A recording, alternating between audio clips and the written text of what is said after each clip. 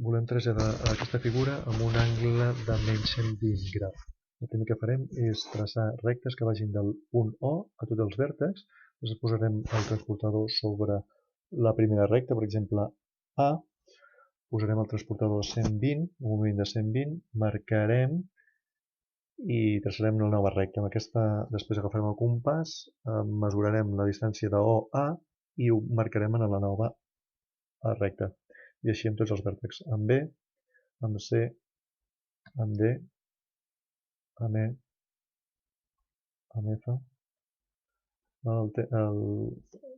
L'important és posar el transportador a 0 graus sobre la recta que volem desplaçar i després marcar els 120 graus. En aquest cas és a la dreta. Girarem cap a la dreta perquè és en negatiu.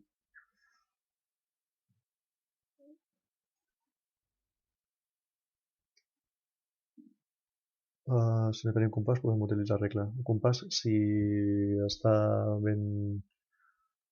en condicions, serà més fiable. Aquí ja tenim tots els punts, els unim i comprovarem amb el GeoGebra, que ho tenim força bé.